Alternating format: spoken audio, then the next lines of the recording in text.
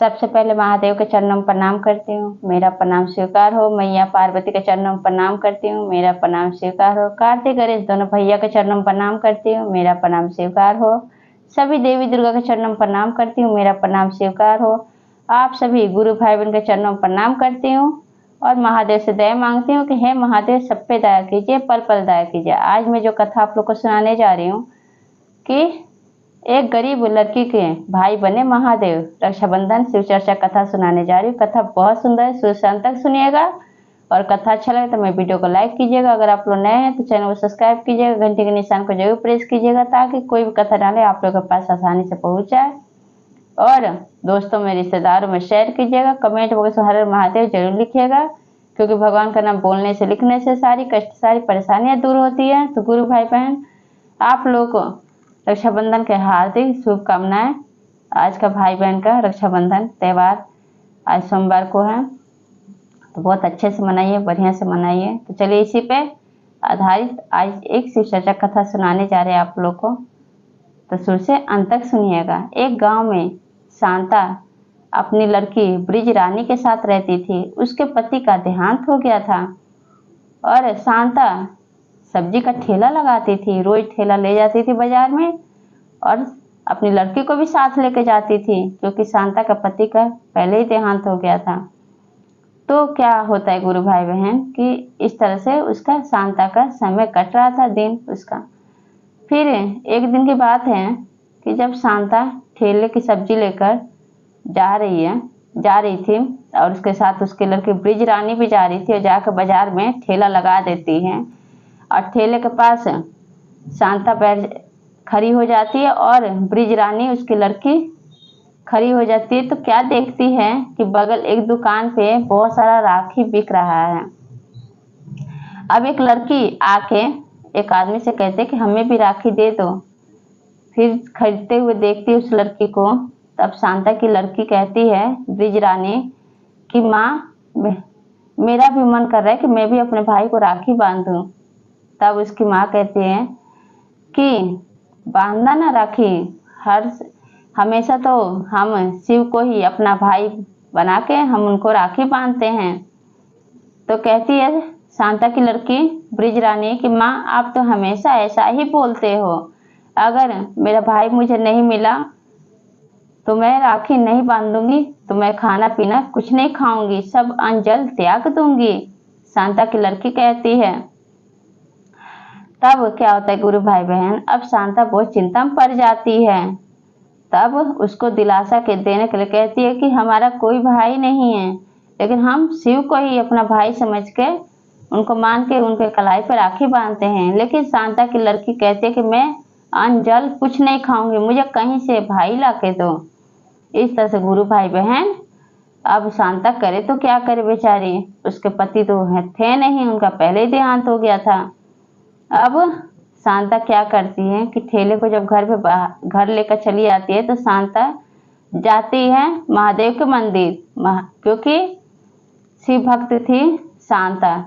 जब महादेव के मंदिर जाती है और जाके कहती है कि हे महादेव मेरी लड़की है ब्रिज रानी, वो राखी बांधने के लिए उसको भाई की जरूरत है। वो कहती है कि मुझे एक भाई दे दो, अगर मैं राखी नहीं बांधूंगी तो फिर मैं अन्न जल कुछ नहीं ग्रहण करूंगी, कुछ नहीं खाऊंगी। फिर गुरु भाई बहन ऐसे कहते कि हे महादेव आप कुछ ऐसा चमत्कार कीजिए कि उसका मति बदल दीजिए, ताकि अपना जिद ठानी है और छोड़ दे, नहीं तो अन्न जल नहीं खाएगी, ऐसे उसका तबीयत खराब हो जाएगा।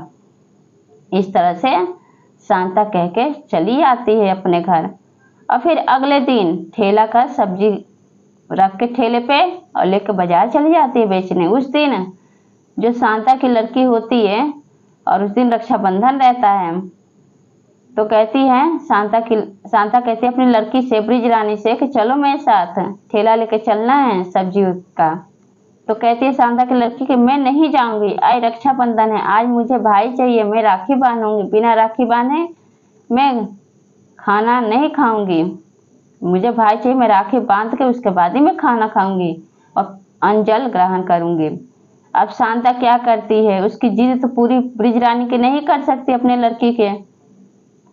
अब शांता ठेला सब्जी का लेके बाजार चली जाती है और जब सब्जी बिक जाता है, ठेला लेके घर आती है, तो क्या देखती है गुरु भाई बहन कि उसकी लड़की जो थी ब्रिज रानी, वो बहुत खुश रहती है मन ही मन।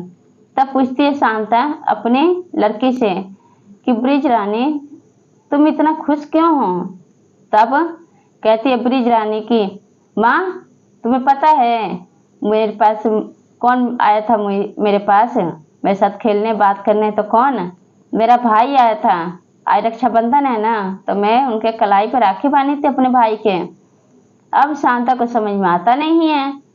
तब कहती है ऐसे कोई भी इंसान अपने घर में नहीं घुसा जाता, किसी से फालतू बात नहीं किया जाता है, किसी से बातचीत नहीं करना चाहिए, समय अच्छा नहीं है।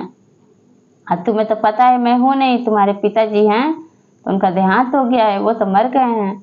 ऐसा अपनी बेटी को समझाती है। फिर गुरु भाई बहन ऐसे समय बीत रहा होता है। फिर अगले दिन फिर ठेले पे सब्जी लेके जाती है शांता, तो कहती है ब्रिज रानी से अपनी लड़की से कि तुम भी मेरे साथ चलो। ब्रिज रानी जाने से मना कर देती है। तब गुरु भाई बहन क्या होता है कि अब शांता ठेला के सब्जी लेके अपने आप चली जाती है, अकेले ही जाके बाजार से सब्जी बेचती है, ठेला लेकर आती है और लाके आज जब घर में देखते चारों तरफ, तो शांता की लड़की ब्रिज रानी कहीं नहीं दिखाई देती है। तब गुरु भाई बहन जब शांता की लड़की नहीं दिखाई देती है, अब शांता की लड़की परेशान हो जाती है। शांता जो थी अपनी लड़की के लिए, ब्रिज रानी के लिए परेशान हो जाती है और शांता चारों तरफ खोजने लगती है अपनी लड़की को।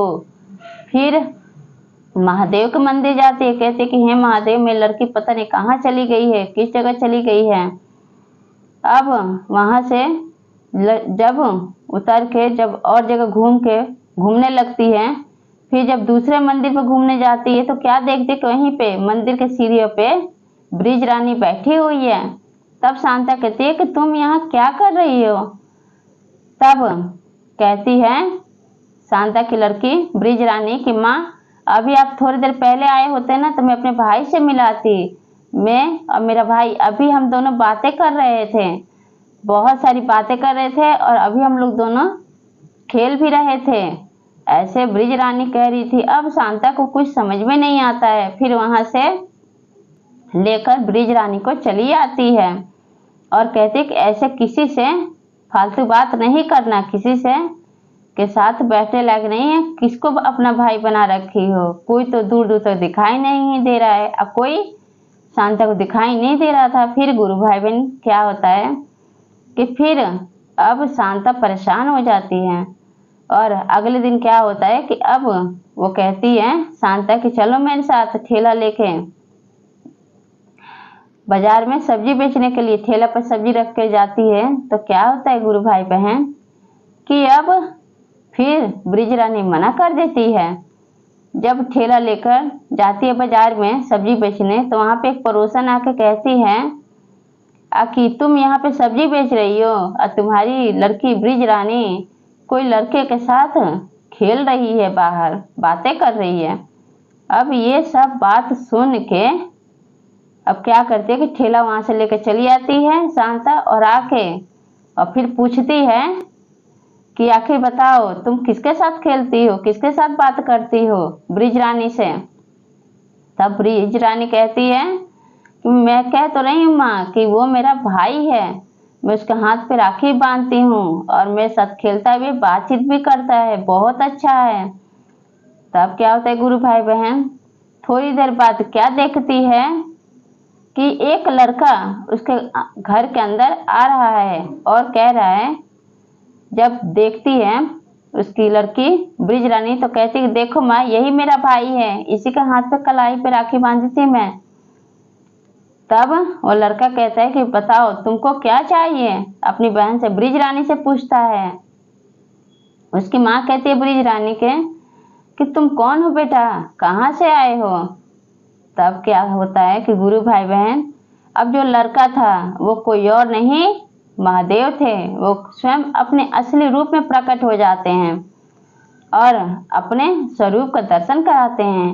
अब शांता उसकी लड़की ब्रिज रानी दोनों महादेव के पैर में गिर जाते हैं, प्रणाम करते हैं पैर छू के, और अपनी गलती की माफी मांगती है शांता।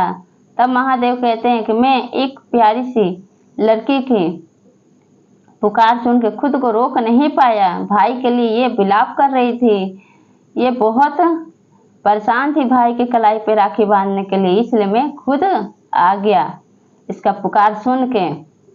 अब गुरु भाई बहन जब शांता देखती है तब शांता अपनी लड़की को धन्यवाद देती है, ब्रिज रानी को कहती है कि तुम्हारी वजह से आज मुझे प्रभु के दर्शन हुए, महादेव के दर्शन हुए, महादेव हमें अपना स्वरूप का दर्शन दिए।